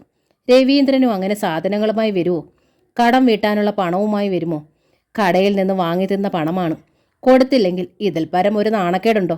ഒരു ദിവസം വൈകിട്ട് അടച്ചു കഴിഞ്ഞ് രാത്രി 9 മണിയായപ്പോൾ ദാമു വന്നു. നാണക്കേട് കൊണ്ട് ഭാരതി ആകെ വീർപ്പ് മുട്ടി. ഇതെന്നാ ചേട്ടത്തി, 10,000-2000 രൂപ തരാനുണ്ട്. ചേട്ടത്തിയുടെ നിഴൽ പോലും അങ്ങോട്ടിപ്പോൾ കാണാനില്ല. ഞാൻ വലിയ പണക്കാരനൊന്നുമല്ല. എൻ്റെ കടയിൽ സാധനം മേടിക്കണം. ഓരോരുത്തർ ഇങ്ങനെ കൊണ്ടുപോയി തിന്നേച്ച് മിണ്ടാതിരുന്നാൽ ഞാനത് പൂട്ടിയേച്ച് തെണ്ടേണ്ടി വരുമല്ലോ. ദാമു ചീറി. ദാമു, 2 ദിവസം കൂടി ക്ഷമിക്കണം. രവീന്ദ്രൻ വരും. നാളെ 1-ാം തീയതി അല്ലയോ? നാളെയോ നാളെ കഴിഞ്ഞോ രവീന്ദ്രൻ വരും. കുറച്ചെങ്കിലും തരാം. ചേട്ടത്തിക്ക് എന്നെ അറിയാലോ. ചേട്ടത്തി ആയതുകൊണ്ട് ഞാൻ പോകുന്നു. 2 ദിവസത്തിനുള്ളിൽ കാശ് അവിടെ എത്തണം. ഇല്ലെങ്കിൽ കളി കാണാം. എത്തിക്കാൻ ദാമു. ദാമു പോയി. 1-ാം തീയതിയായി. 2-ാം തീയതിയും കഴിഞ്ഞു. രവീന്ദ്രനോ രാജിയോ വന്നില്ല. ഇലക്ട്രിസിറ്റി ബില്ല്, പാല് തന്നതിൻ്റെ വീട്ടുകാർ, പലചരക്ക് കടക്കാരൻ, അങ്ങനെ കടക്കാർ ഭാരതിയുടെ നേരെ ബഹളമായി. ഒരു ദിവസം ഭാരതി തൻ്റെ കാൽപ്പെട്ടിക്കുള്ളിൽ നിന്ന് ഒരു സെറ്റ് എടുത്തെടുത്തു. പൊട്ടിയ കണ്ണാടിക്കുള്ളിൽ ഭാരതിയുടെ ദീനമായ മുഖം തെളിഞ്ഞു. നരച്ച് പാറിപ്പറന്ന മുടി അവർ ചീകി ഒതുക്കി. പക്ഷേ കണ്ണുകളിലെ വേദനയും മുഖത്തെ വിഷാദവും എങ്ങനെ മറയ്ക്കും? കഴുത്തിലൊന്നുമില്ല. ആദ്യമായി മകളുടെ ബന്ധുവീട്ടിൽ പോവുകയാണ്. കഴുത്തിലൊന്നുമില്ലാതെ. ആരോടാ ചോദിക്കുക? ആരോടും ചോദിക്കാൻ തോന്നുന്നില്ല. ആരോടും ഒരിക്കലും അത്രയ്ക്ക് അടുപ്പം കാട്ടിയിട്ടുമില്ല. തൊട്ട അയൽക്കാരോട് പോലും ഒരു പ്രത്യേക അകലം സൂക്ഷിച്ച് ജീവിച്ചിട്ടുള്ളൂ. ഭാരതി നേരിയതിൻ്റെ തുമ്പ് വലിച്ച് കഴുത്ത് മൂടത്തക്ക വിട്ടം പൊതിച്ചു. പിന്നെ വീട് പൂട്ടി ഇറങ്ങി നടന്നു. കൃത്യമായ വീടറിയില്ല. വഴിയിൽ നിശ്ചയമില്ല. ഊഹം വെച്ചിറങ്ങി. കേട്ടറിവുള്ള ഓർമ്മ വെച്ച് ഒരു സ്റ്റോപ്പിലിറങ്ങി. പലരോടും ചോദിച്ചു. അവരൊക്കെ കൈമലർത്തി. രവീന്ദ്രൻ്റെ വീട് എവിടാണെന്ന് അവർക്കറിയില്ല. വീട്ടുപേര് പറഞ്ഞപ്പോൾ ഒരാൾ പറഞ്ഞു, 2 കിലോമീറ്റർ ഉള്ളിലോട്ട് നടന്നിട്ട് ആരോടെങ്കിലും ചോദിക്കാൻ. ചോദിച്ചു നടന്നു. വിഷമിച്ചു. വിശപ്പും ദാഹവും ക്ഷീണവും ദുഃഖവും നിസ്സഹായതയും ഒക്കെ കൂടി ഭാരതിയെ വല്ലാതെ പിടിച്ചുലച്ചു. പോരെങ്കിൽ തീ പോലെ വെയിലും. ഒടുവിൽ ഉച്ച സമയത്ത് ഭാരതി ലക്ഷ്യസ്ഥാനത്തെത്തി. 10 പടികളുണ്ട്. പടികൾ ചവിട്ടി കയറി മുകളിലെത്തിയ ഭാരതി ആദ്യം കണ്ടത് അനിതയാണ്. അവളുടെ മുഖം അപ്പാടെ കറുത്തു. അവൾ അകത്തേക്കൂടി. തൊണ്ട കീറി കരയുന്ന രാജിയുടെ കുഞ്ഞിനെയും കൊണ്ട്. നാരായണി എത്തി. മുറ്റത്തെത്തി നിന്ന ഭാരതിയോട് തെളിയാത്ത മുഖത്തോടെ നാരായണി ചോദിച്ചു, ആ നിങ്ങളായിരുന്നോ? ആ കയറിയിരിക്കെ. ഭാരതിക്ക് ഒന്നിരുന്നേ മതിയാകൂ. അവർ വരാന്തയിൽ കണ്ട കസേരയിലിരുന്നു. കുഞ്ഞെന്തിനാ കരയുന്നത്? ഭാരതി ചോദിച്ചു. കൈ നീട്ടി കുഞ്ഞിനെ എടുക്കാൻ. നാരായണി കുഞ്ഞിനെ കൊടുക്കാതെ തന്നെ അനിഷ്ടത്തോടെ പറഞ്ഞു, അതിനിങ്ങനെ വാകീറല്ലാതെ വേറെന്തോ ആണ് പണി. താഴെ കിടക്കൂല. കുഞ്ഞുങ്ങളായാലും താഴെ കിടക്കണം. അതിനെ അങ്ങനെ ശീലിപ്പിച്ചിട്ടില്ലല്ലോ. മടിയിൽ എടുത്തു വെച്ച് മോറും നോക്കി ഇരിക്കുകയല്ലായിരുന്നോ ഇവളുടെ അമ്മയുടെ പണി? ഇതിനിപ്പം ഇവിടെ ആർക്കാ നേരം? രാജി എവിടെ? ഭാരതി ചോദിച്ചു. ഇവിടെ ഇല്ല. 2 പേരും കൂടെ വെളുത്തപ്പം ഇറങ്ങിയതാ. കണ്ടില്ല ഇതുവരെ. ഇതിനെ കൂടി കൊണ്ടുപോകാൻ ഞാൻ പറഞ്ഞതാ. അവൻ സമ്മതിക്കുമോ? നാരായണ അകത്തേക്ക് നോക്കി വിളിച്ചു. പെണ്ണേ, ഇത്തിരി തണുത്ത വെള്ളം എന്തേലും കൊണ്ടുവാ കുടിക്കാൻ. രാജി എവിടെ പോയതാ? ഭാരതി ചോദിച്ചു. അവർക്ക് അവളെ കണ്ടേ മതിയാകൂ. ഒരു കപ്പ് നിറയെ മോരും വെള്ളവുമായി സാവിത്രി ഇറങ്ങി വന്നു. രവീന്ദ്രൻ്റെ ചേട്ടൻ്റെ ഭാര്യ. ഭാരതി കണ്ടു. 8-10 വർഷമായി ഒരുമിച്ച് ജീവിക്കുന്ന സാവിത്രി. മിനുത്ത് കൊഴുത്ത്, ഐശ്വര്യമുള്ള മുഖം, വൃത്തിയുള്ള വേഷം. സാവിത്രി മോരും വെള്ളം ഭാരതിക്ക് കൊടുത്തു. രാജിയുടെ അമ്മയാ, നാരായണി പറഞ്ഞു. അറിയാം, കല്യാണത്തിന് കണ്ടതല്ലേ? സാവിത്രി ചിരിച്ചു. ഇങ്ങകത്തേക്ക് കയറാത്തതെന്താ? രാജിയും രവീന്ദ്രനും ഇപ്പോൾ വരും. സൗമ്യമായ സ്നേഹപൂർവമായ സ്വരം. ഗ്ലാസുമായി അവൾ തിരിച്ചുപോയി. എല്ലാ ജോലിയും അറിയാം, എന്തും ചെയ്യും. ഇവളെ സഹായിക്കാൻ സുമിത്രയുണ്ട്. പിന്നെ ഞാനും. അങ്ങനെ വെറുതെ ഇരുന്ന് തിന്നുന്ന കൂട്ടത്തിലൊന്നുമല്ല. നാരായണി ഇത്തിരി കൊള്ളിച്ചു പറഞ്ഞു. ഭാരതി കുത്തുകൊണ്ടതുപോലെ തലയുയർത്തി. എനിക്ക് എൻ്റെ പെണ്ണും വന്ന പെണ്ണുമായി വലിയ വ്യത്യാസം കാണിക്കാൻ മനസ്സ് വരുത്തില്ല. അങ്ങനെ ആയിരുന്നേൽ നിങ്ങളുടെ മോളെ ഒരാഴ്ച പോലും ഞാൻ ഈ വീട്ടിനുള്ളിൽ നിർത്തത്തില്ലായിരുന്നു. ഭാരതി വിയർത്തു. ഒരു കാപ്പി പോലും ചൊവ്വേ നേരെ എടുക്കാൻ അറിയില്ലാത്ത വിധം നിങ്ങൾ പെണ്ണിനെ വല്ലാതെ ഓമ്പോലിച്ച് വളർത്തിയതല്ലായിരുന്നോ? ആ, കൈകൂടെ ഒന്ന് ഓമ്പോലിച്ച് വേണമായിരുന്നു അന്യൻ്റെ വീട്ടിലേക്ക് കെട്ടിയയക്കാൻ. ഇവിടെന്നാ ഞങ്ങളൊക്കെ വെച്ച് വിളമ്പിക്കൊടുത്ത് അവളുടെ ബാല്യക്കാരികളാകുമെന്ന് കരുതിയോ? കൊച്ചിനാണെങ്കിൽ പാല് കൊടുക്കാൻ ഒരാൾ, അതിനെ ഉറക്കാൻ വേറൊരാൾ. അത് താഴെ കിടന്ന് ശീലിച്ചിട്ടില്ല. മകളെ പോറ്റാനും കൂടെ കഴിയാനും നിങ്ങൾക്കേ പറ്റൂ. എൻ്റെ ചെറുക്കനെ നിങ്ങൾ ചതിക്കുകയായിരുന്നു. അവന് നേരത്തിനും കാലത്തിനും വല്ലതും കിട്ടണമെങ്കിൽ ബാക്കിയുള്ളവർ വേണം. ഇനിയിപ്പോൾ വേറെ താമസിക്കാൻ പോവുക. ഞാൻ പറഞ്ഞു പൊയ്ക്കോളാൻ. വെച്ച് വിളമ്പി മുമ്പിൽ കൊടുക്കാൻ എനിക്ക് പറ്റൂല. രവി വല്ല വേലക്കാരിയെ നിർത്തട്ടെ. ശമ്പളം കൊടുത്താൽ മതിയല്ലോ. വായ്ക്ക് രുചിയുള്ള വല്ലതും കഴിക്കണേൽ. പക്ഷേ അതിനുള്ള ശമ്പളം അവന് കിട്ടുന്നുമില്ല. അതിനിപ്പോൾ എന്താ വഴി? അമ്മേ, അകത്തു നിന്നൊരു വിളി വാതുക്കലേക്ക് വന്നു. പിന്നാലെ ഒരു പെൺകുട്ടി, സൗമ്യമായ സ്വരം. അമ്മ എന്തിനാ ഇതൊക്കെ രാജേട്ടത്തിയോട് അമ്മയോടത് പറയുന്നത്? അമ്മ മിണ്ടാതിരിക്കെ. പിന്നെ പറയാതിരിക്കുന്നത് എങ്ങനെയാടി? രാജേട്ടത്തിയുടെ അമ്മയ്ക്ക് സാവിത്രി ചേച്ചി ഊണ് വിളമ്പി. ഇനി കഴിച്ചിട്ട് സംസാരിക്കാം. ഭാരതിക്ക് ആളെ പിടികിട്ടി. സുമിത്ര. നടുക്കത്തോടെ അവർ മറ്റൊന്നുകൂടി കണ്ടു. രാജിയുടെ നെക്ലസ് സുമിത്രയുടെ കഴുത്തിൽ. രാജിയുടെ 10 വളകളിലിട്ടും സുമിത്രയുടെ കൈത്തണ്ടമേൽ. ഭാരതിയുടെ നെഞ്ചിടിച്ചുപോയി. ഈ പെണ്ണിൻ്റെ കല്യാണമാണ് ഉറപ്പിച്ചത്. അടുത്ത മാസത്തിലുണ്ട്. രവിയും രാജിയും കൂടാ നടത്തുന്നത്. ഭാരതി മെല്ലെ എണീറ്റു. മതിയായി. രാജിയും രവീന്ദ്രനും എവിടെ പോയതാ?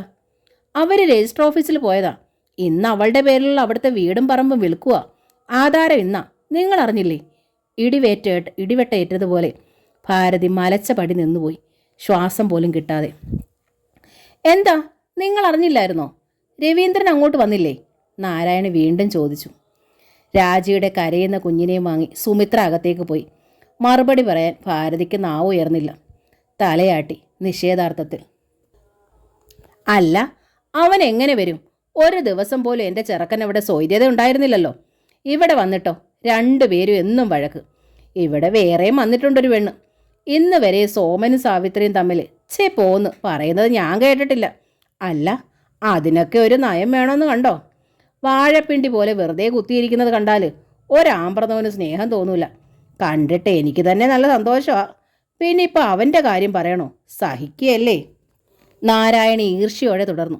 ഈ കുഞ്ഞ് ജനിച്ചു പോയില്ലേ, ഇത് ഇവിടുത്തെ രക്തമാണ്. അതല്ലെങ്കിൽ അവൻ തന്നെ വഴിയുണ്ടാക്കിയനെന്ന് പറയുന്നത് കേട്ടു. എന്തു പറഞ്ഞാലും മോങ്ങൽ, കണ്ണീരും കൺപീലിലും മൂക്കിനുള്ളിൽ നിറഞ്ഞിരിക്കുക. എങ്ങനെയാ പറയാണ്ടിരിക്കുക? ഭാരതി ഒന്നും കേൾക്കുന്നുണ്ടായിരുന്നില്ല. കണ്ണുകൾക്ക് മുമ്പിലും അന്ധകാരം, ബുദ്ധിക്കും മരവിപ്പ്. ആണ്ടേ വന്നല്ലോ. നാരായണിയുടെ സ്വരം ഭാരതിയുടെ പ്രജ്ഞയിൽ വീണു. പടികൾക്ക് മുകളിൽ രാജിയുടെയും രവീന്ദ്രൻ്റെയും തലകൾ. ഭാരതി മുറ്റത്തേക്കിറങ്ങി. ഇതെന്താ ഇങ്ങോട്ട് കടന്നിരിക്കുക? ഊണ് വിളമ്പിയെന്ന് പറഞ്ഞില്ലേ? അവരിങ്ങോട്ടല്ലേ വരുന്നത്? നാരായണി പറഞ്ഞു. ഭാരതി അത് കേട്ടില്ല. അവരുടെ കണ്ണുകൾ രാജിയിൽ തറഞ്ഞു നിന്നു. തൻ്റെ അടുത്ത് നിന്ന് 10-20 ദിവസം മുമ്പ് പോന്ന മകൾ തന്നെയോ ഇത്? ക്ഷീണിച്ച് എല്ലുകൾ പൊങ്ങി, കണ്ണുകൾ കൊഴിഞ്ഞു. അമ്മേ! രാജി ഓടി വന്ന് ഭാരതിയെ കെട്ടിപ്പിടിച്ചു. അമ്മ എപ്പോൾ വന്നു? അമ്മയ്ക്ക് എങ്ങനെ വഴിയറിഞ്ഞു? രവീന്ദ്രൻ ഭാരതിയെ കണ്ടിട്ടും കാണാത്ത ഭാവത്തിൽ വരാന്തയിലേക്ക് കയറിപ്പോയി. പറഞ്ഞതുപോലെ രാജിയുടെ അമ്മ ആദ്യമായി വരികയാണല്ലോ മകളുടെ വീട് കാണാൻ. അല്ല, അടുക്കള കാണാൻ. തള്ളമാരാദ്യമായി വരുമ്പോൾ കൂടെ മക്കൾക്ക് കണ്ട കാഴ്ചകളും കൊണ്ടുവരിക പതിവുണ്ട്. അടുക്കളപാത്രങ്ങളേ, ചെമ്പ് പാത്രങ്ങളും ഓട്ടുപാത്രങ്ങളും. ഇവിടെ വേണ്ടിയിട്ടല്ല കേട്ടോ, ചടങ്ങിൻ്റെ കാര്യം പറഞ്ഞതാ. ഞങ്ങളും ചെയ്യേണ്ടതുണ്ട്. വരുന്നവർക്കൊക്കെ തുണിത്തരങ്ങളും സദ്യയും. ദൈവാദിനത്തിന് ആരും കൂടെയില്ല, മുൻകൂട്ടി അറിയിച്ചതുമില്ല, കണ്ട കാഴ്ചയുമില്ല. അതുകൊണ്ട് തന്നെ അങ്ങോട്ടും ചെയ്യണ്ട. 2 കൂട്ടർക്കും ലാഭം.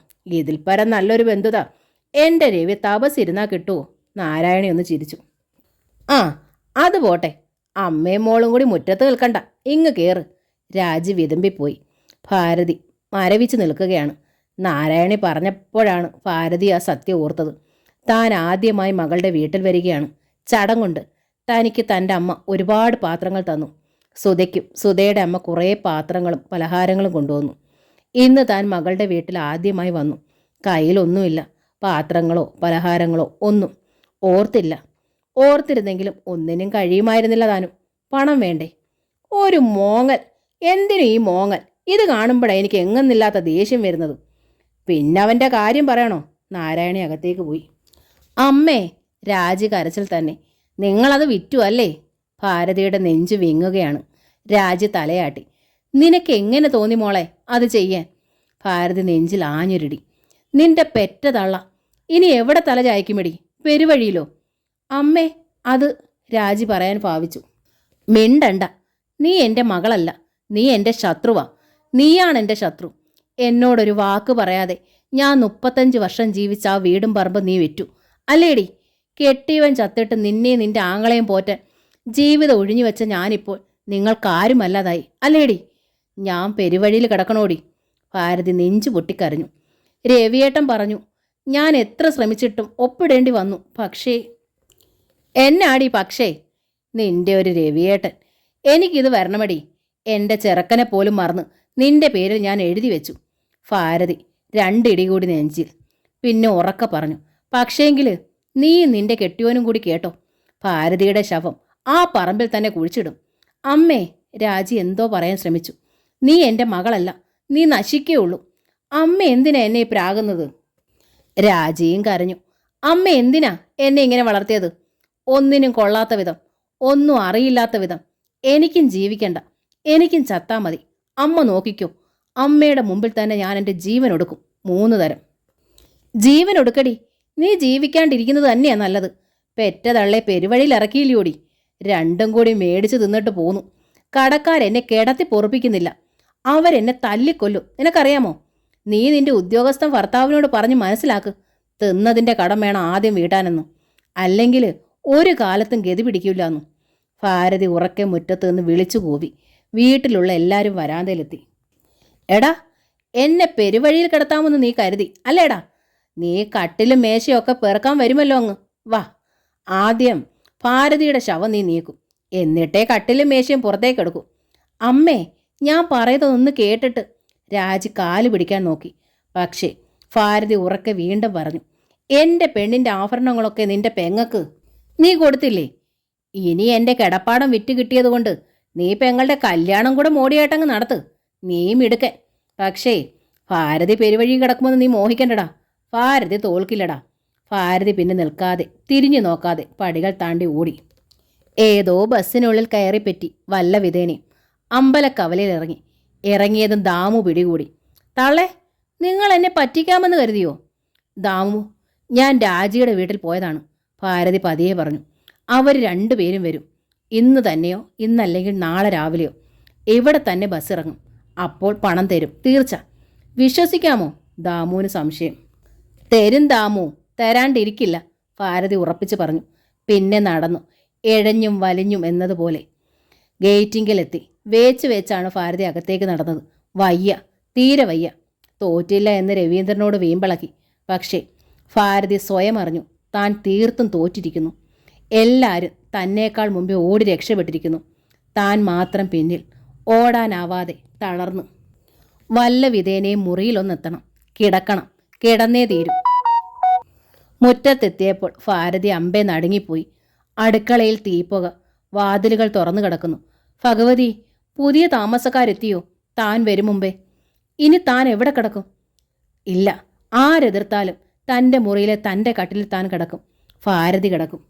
മരിച്ച് ശവമല്ലാതെ ആ കട്ടിലിൽ നിന്ന് പുറത്തെടുക്കില്ല. ഭാരതി ഇഴഞ്ഞു വലിഞ്ഞു മെല്ലെ വരാന്തയിൽ കയറി. പിന്നെ മുറിക്കുള്ളിൽ കയറി. കട്ടിലിലേക്ക് ചായാൻ തുടങ്ങുമ്പോൾ ഭാരതിക്ക് സംശയം. തൻ്റെ മുറി തന്നെയോ? എല്ലാ അടുക്കിലും ചിട്ടയിലും. മുറിയിൽ അപ്പുറത്തെ മുറിയിൽ കിടന്നിരുന്ന തൻ്റെ വലിയ കട്ടിൽ, അതിൽ പഞ്ഞികൊണ്ടുള്ള മെത്ത, പുതിയ വിരിപ്പ്. തൻ്റേതൊന്നും എടുത്തു കളഞ്ഞിട്ടില്ല, ഒക്കെ അടുക്കി വെച്ചിരിക്കുന്നു. ഇതെന്തതിശയം! ക്ഷീണം പമ്പ കടന്നു. കണ്ണുകൾക്ക് കാഴ്ച തിരിച്ചു കിട്ടിയോ? മെല്ലെ വരാന്തയിലേക്ക് തിരിച്ചിറങ്ങി. അടുത്ത മുറിയിൽ ചെന്നു. അവിടെ ഓർമ്മ വന്നു. ജയൻ്റെ കട്ടിൽ, ജയൻ്റെ ഷെൽഫ്, ജയൻ്റെ മേശ. എന്താണ് ഈ കാണുന്നതൊക്കെ? ബുദ്ധിക്ക് വല്ല തകരാറ് സംഭവിച്ചോ? ഭാരതി വരാന്തയിലൂടെ നടന്നു. അടുക്കള വാതിക്കലെത്തി. അച്ചമ്മേ! ഭാരതി നോക്കി. ഓടി വന്ന് കെട്ടിപ്പിടിക്കുന്നതാര്? അനുക്കുട്ടി.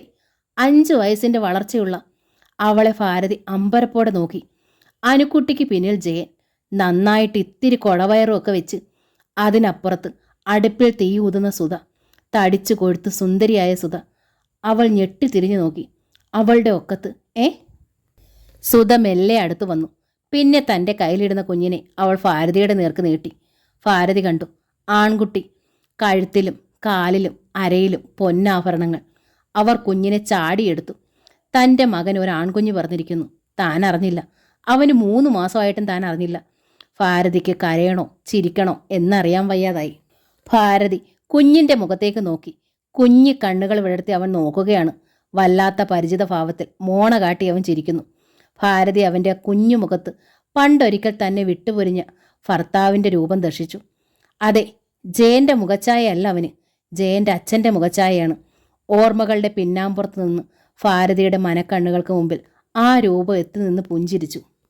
അതേ മുഖവും അതേ പുഞ്ചിരിയും കുഞ്ഞിന്. മുത്തച്ഛനെ അപ്പാടെ പറിച്ചു വെച്ചിരിക്കുന്ന രൂപം. ഭാരതിക്ക് അവനോട് അമിതമായ വാത്സല്യവും സ്നേഹവും തോന്നി. ഉള്ളിലെ എല്ലാ സങ്കടവും പറന്നു. അല്ല, അവർ അതെല്ലാം മറന്നുപോയിരിക്കുന്നു.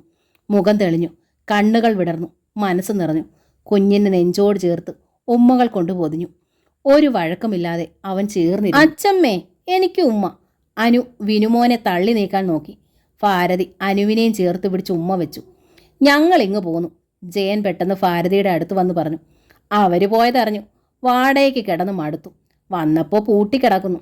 അതുകൊണ്ട് പൂട്ട് തല്ലി പൊളിക്കേണ്ടി വന്നു. ഭാരതിയുടെ നെഞ്ചിൽ ഒരു വെള്ളിടി വെട്ടിയത് അപ്പോഴാണ്. ഇനി ഞങ്ങൾ അച്ചമ്മയുടെ കൂടെയാണ് താമസിക്കുന്നത്, ആനിക്കുട്ടി ആഹ്ലാദത്തോടെ പറഞ്ഞപ്പോൾ ഭാരതിയുടെ കണ്ണിൽ ഇരുട്ട് കയറി. മകൻ തിരിച്ചു വന്നിരിക്കുന്നു ഇവിടെ താമസിക്കാൻ. പക്ഷേ ഈ വീട് വിറ്റിരിക്കുന്നു. മകനും കുടുംബവും അനാഥരായിരിക്കുന്നു. അല്ല, താൻ അവരെ അനാഥരാക്കിയിരിക്കുന്നു. ആദ്യമായി ഭാരതി വിങ്ങി പൊട്ടിക്കരഞ്ഞു.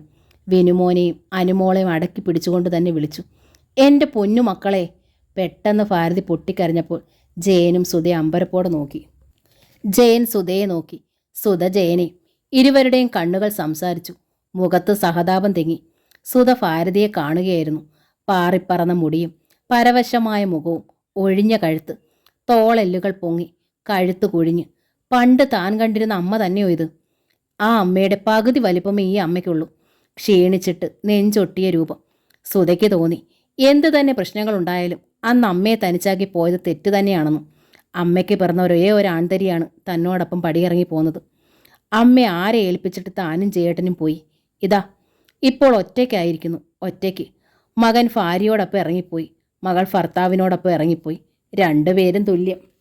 പക്ഷേ അവളുടെ മുഖത്ത് നോക്കിയപ്പോൾ ഭാരതി വീണ്ടും തളർന്നു. എങ്ങനെ പറയും ഈ വീട് അന്യരുടേതായി കഴിഞ്ഞുവെന്ന്? പരാജയപ്പെട്ട് തലകൊനിച്ച് കടന്നു വരികയായിരുന്നു താനെന്ന്. കിടക്കുന്ന മുറിയിൽ വിഷക്കായ തിന്ന് മരിക്കാനുള്ള വരവായിരുന്നുവെന്ന് എങ്ങനെ പറയും? ഒരിക്കൽ ഉപേക്ഷിച്ചു പോയ മകനോടും ഒരക്ഷരം പോലും പറയാതെ വീട് വിറ്റ മകളോടും ശവം കൊണ്ട് പ്രതികാരം ചെയ്യാൻ വേണ്ടിയാണ് തിരിച്ചിങ്ങോട്ട് വന്നതെന്ന് എങ്ങനെ പറയും? അച്ചമ്മേ, അനു വീണ്ടും വിളിച്ചു. ഭാരതിയെ പിടിച്ചു വലിച്ചു. ഞങ്ങളിവിടാ ഇനി താമസിക്കുന്നത്. ഭാരതി അതേ നിലയിൽ നിൽക്കുകയാണ്. അവിടുത്തെ ചേച്ചിയമ്മ പറഞ്ഞു അച്ചമ്മ രാവിലെ പോയതാന്നു. അച്ചമ്മ എവിടെ പോയതാ? ഞങ്ങൾ വന്നപ്പോൾ കണ്ടില്ലല്ലോ. എൻ്റെ മക്കളെ, അച്ചമ്മ തിരിച്ചു വരണ്ടായിരുന്നു, ഭാരതി പറഞ്ഞുപോയി. എന്താമേ, എന്തു പറ്റി? ജയൻ ചോദിച്ചു. സുധയും നോക്കി. വാടക വീട്ടിൽ നിന്ന് സാധനങ്ങളും കൊണ്ട് നിങ്ങൾ വന്നപ്പോൾ ഈ വീട്, ഭാരതി വിങ്ങിപ്പൊട്ടലോടെ പറഞ്ഞു. അവരീ വീട് വിറ്റ് തൊലച്ചടാ. എന്നോടൊരക്ഷരം മിണ്ടാണ്ട് വിറ്റു. ഇവിടെ വന്നവരെ ഒക്കെ ഞാൻ മുടക്കി വിട്ടതാ. എന്നിട്ടും അവൻ എന്നെ ചതിച്ചു. ഞാൻ അവിടെ ചെല്ലുമ്പോഴറിയുന്നത് മോനെ ജയ, അമ്മയ്ക്ക് ഒരു പിഴവ് പറ്റിയടാ. മരിക്കും വരെ എന്നെ അവളും അവന് നോക്കുമെന്ന് കരുതിപ്പോയടാ. അവൾ എൻ്റെ മകളല്ലേ, എന്നെ ചതിക്കുമെന്ന് ഓർത്തില്ല. നീ ഇല്ലാന്നും പറഞ്ഞ് വാശിക്ക് നിനക്കൂടുള്ളത് ഞാൻ എഴുതി കൊടുത്തു പോയതാ മോനെ. ഭഗവതി എന്നെ ചതിച്ചു. നിന്റെ പെറ്റ തള്ളയ്ക്കിന്ന് അന്തി ഉറങ്ങാൻ ഇടമില്ലാതായിപ്പോയി മോനെ. ഞാൻ കാരണം നിനക്കും ഇന്ന് കിടപ്പാടമില്ലാണ്ടായി. ഭാരതി ആ കുഞ്ഞിനെ നെഞ്ചോട് ചേർത്തമർത്തി കണ്ണീരൊഴുക്കി. എൻ്റെ പോനെ, നിന്റെ കിടപ്പാടം വിറ്റു തൊലച്ചല്ലോടാ. അമ്മ വിഷമിക്കേണ്ട, അമ്മയ്ക്ക് തല ചായ്ക്കാൻ ഇടമുണ്ട്. എനിക്കും കിടപ്പാടം ഇല്ലാണ്ടായിട്ടില്ല, ജയൻ പതിയെ പറഞ്ഞു. ഇതിപ്പോൾ നമ്മുടെ വീടാ. നമ്മുടെ വീടോ? ഭാരതിക്കൊന്നും മനസ്സിലായില്ല. അല്ലടാ, ഇത് വിറ്റുപോയി ഇന്ന്. അതെ, രാജിയോടും രവീന്ദ്രനോടും ഇന്ന് ഈ വീട് വിലയാധാരം നടത്തി വാങ്ങിയത് ഞാനാണ്, ജയൻ പറഞ്ഞു. ഭാരതി സ്തംഭിച്ചു പോയി. സ്വന്തം വീട്, അവകാശമുള്ള വീട്, അന്യരോടെന്നതുപോലെ വില കൊടുത്ത് വാങ്ങേണ്ടുന്ന ഗതികേട് താൻ കാരണം. അമ്മ 6-7 മാസമായി വീട് വാങ്ങാൻ വരുന്നവരെയൊക്കെ വിലക്ക് വിട്ടില്ലേ? രവീന്ദ്രൻ അമ്മ ഉദ്ദേശിക്കുന്ന പോലെയല്ല, നല്ലവനാണ്, എനിക്കറിയാം. അവനും രാജി എൻ്റെ അടുത്ത് വന്നു. ഞാനൊരു വീടും പറമ്പും വാങ്ങാനുള്ള ആലോചനയിലായിരുന്നു. കുറച്ച് പണം മിച്ചം വയ്ക്കാൻ ഞങ്ങൾക്ക് കഴിഞ്ഞു. പിന്നെ ലോൺ എടുത്തു. സുധയുടെ അച്ഛൻ കുറച്ച് പണം തന്നു. ഒക്കെ കൂടി നോക്കിയപ്പോൾ രവീന്ദ്രൻ ഈ വീടിന് വെച്ച വിലയോടടുത്ത് വന്നു. അങ്ങനെ എഴുതിച്ചു. ഇന്ന് രജിസ്റ്ററാക്കി. സ്വന്തം വീട് വില കൊടുത്ത് വാങ്ങുന്ന മകൻ. ഭാരതിയുടെ മുഖം കുനിഞ്ഞുപോയി. അമ്മ വിഷമിക്കേണ്ട, പതിയെ സുധ പറഞ്ഞു. രാജിയുടെ വിവാഹം നടത്തേണ്ട ചുമതല അല്ലേലും ജയേട്ടനുള്ളതല്ലേ. ഇത്രയും പണമൊക്കെ തന്നെ അന്ന് ജയേട്ടൻ ഉണ്ടാക്കാണ്ടിരുന്നത് കൊണ്ടല്ലേ അമ്മ വീട് എഴുതിയത്. ഇപ്പോൾ പണം ഉണ്ടായി, രാജിക്ക് കൊടുത്തു, വീട് സ്വന്തമായി എന്ന് കരുതിയാൽ മതിയമ്മേ. ഭാരതി മുഖമുയർത്തി സുധയെ നോക്കി. ഗർവിൻ്റെ ലേശം പോലുമില്ലാത്ത സ്നേഹം തുളുമ്പുന്ന മുഖം. ഇത്തിരി മുമ്പ് രാജിയുടെ വീട്ടിൽ കണ്ട സാവിത്രിയുടെ സ്നേഹസാന്ദ്രമായ അതേ മുഖം, അതേ സ്വരം. അന്ന് കല്യാണം നടത്താൻ വീട് പണയം വെക്കാനായിരുന്നു ജയേട്ടൻ്റെ പ്ലാൻ അല്ലേ ജയേട്ടാ? സുധ വീണ്ടും പറഞ്ഞു. ആ പണയം ഇപ്പോഴങ്ങ് ഒഴിപ്പിച്ചു എന്ന് കരുതിയാലും മതി. ജയൻ പുഞ്ചിരിച്ചു കാട്ടി. പിന്നെ പറഞ്ഞു, ഈ വീട് വിറ്റ പണം കൊണ്ട് ഒരു ചെറിയ വീടും പറമ്പും രാജിയുടെയും രവീന്ദ്രൻ്റെയും പേരിൽ ഇന്ന് തന്നെ ആധാരം രജിസ്റ്റർ ചെയ്തിട്ടുണ്ട്. ഭാരതിക്ക് വിശ്വസിക്കാനായില്ല. നാളെ അവരുടെ മാറി താമസമാണ്. നമ്മളെല്ലാവരും കൂടി കയറി താമസത്തിന് അതിരാവിലെ പോകുന്നു. എന്താ? താൻ അവരെ പ്രാഗിയതും നെഞ്ചത്തലച്ചതും ഭാരതി ഓർത്ത് സങ്കടപ്പെട്ടു. മതി ഇനി പറഞ്ഞത്, സുധ പറഞ്ഞു. അമ്മ വിഷമിച്ചായിരിക്കും വന്നത്. കഞ്ഞി കുടിച്ചിട്ട് ബാക്കി. എന്താ? രാജി ഒന്നും പറഞ്ഞിരുന്നില്ലേ അമ്മേ? ജയൻ ചോദിച്ചു. ഭാരതി വിഷമത്തോടെ നോക്കി. അമ്മയൊന്നും പറയിച്ച് കാണില്ലല്ലോ. ജയൻ ഈർഷ്യപ്പെട്ടു. ജയേട്ടാ, സുധ താക്കീതുപോലെ വിളിച്ചു. അവൾ ഭാരതിയുടെ പാരവശ്യം ശ്രദ്ധിച്ചു. നഗ്നമായ കഴുത്ത് ശ്രദ്ധിച്ചു. വീണ്ടും, അമ്മ ഇരിക്കെ, ഇനി ആഹാരം കഴിച്ചിട്ട്. ജയേട്ടൻ ഇരുന്നോളൂ, അനു ഇരുന്നോളൂ. സുധ പാത്രങ്ങളിൽ കഞ്ഞിയും ചമ്മന്തിയും വിളമ്പി മേശപ്പുറത്ത് വെച്ച് മൂവരും ഇരുന്നു. വന്നിട്ട് അധിക നേരമായില്ല. എത്രയ്ക്കേ നേരം ഉണ്ടായുള്ളൂ, സുധ പറഞ്ഞു. കുഞ്ഞിനെ ഇങ്ങ് തന്നിട്ട് അമ്മ കഴിക്കും. ഭാരതി കുഞ്ഞിനെ കൊടുത്തില്ല. പകരം മടിയിൽ ചേർത്ത് പിടിച്ച് ഇടത് കൈകൊണ്ട് താളം പിടിച്ചു. നീയും കഞ്ഞി വിളമ്പിക്കൊണ്ട് വാ, ഭാരതി പതിയെ പറഞ്ഞു. നമുക്കെല്ലാവർക്കൂടെ ഒരുമിച്ച് കഴിക്കാം. സുധയ്ക്ക് വിശ്വസിക്കാൻ കഴിഞ്ഞില്ല. ജയനും രാജിയുടെയും രവീന്ദ്രൻ്റെയും വിവരണത്തിൽ നിന്നും പഴയതിലും കൂടുതലായൊന്നും പ്രതീക്ഷിച്ചല്ല അവർ വന്നത്. പക്ഷേ ഒറ്റയ്ക്കിരുന്ന് കഴിച്ച് ഞാൻ വല്ലാതെ മടുത്തുപോയി സുധേ. ഇനി മേലാൽ നീ ഒറ്റയ്ക്ക് കഴിക്കണ്ട. സുധ സന്തോഷത്തോടെ കഞ്ഞി വിളമ്പിക്കൊണ്ട് വന്നു. ഒരുമിച്ചിരുന്ന് കഴിച്ചു, ചിരിച്ചു, സംസാരിച്ചു. വളരെ നാൾ കൂടി ഭാരതിക്ക് നിറഞ്ഞു വല്ലാതെ. ഭാരതിയുടെ സങ്കടം പറന്നുപോയി, ക്ഷീണം പറന്നുപോയി. കഞ്ഞി കുടിച്ച് കൈ കഴുകിയിട്ടും ഭാരതി വിനുമോനെ തിരികെ കൊടുത്തില്ല. അച്ചമ്മയ്ക്ക് കുഞ്ഞുവാവയോട് മാത്രം ഇഷ്ടം, അനു കയറിയിച്ചു. ഇല്ലപ്പനെ, ഭാരതി അവളെ മറുകൈയിൽ തൂക്കിയെടുത്തു. എൻ്റെ കുട്ടനല്ലേ ആദ്യം ഉണ്ടായത്. എൻ്റെ കുട്ടനല്ലേ ആദ്യം അച്ചമ്മയെന്ന് വിളിച്ചത്. കുട്ടൻ കഴിഞ്ഞിട്ടേ എനിക്ക് ഈ ചെക്കനോട് ഇഷ്ടമുള്ളൂ. അനുവിന് തൃപ്തിയായി. പോടാ കുഞ്ഞുവാവേ, അച്ചമ്മയ്ക്ക് എന്നോടാ കൂടുതൽ ഇഷ്ടം. അനു വിനുമോനെ കൊഞ്ഞനം കാട്ടി. അവൻ മോണ കാട്ടി ചിരിച്ചു. ഭാരതി അവന് മുത്തം നൽകി തോളിലിട്ടു.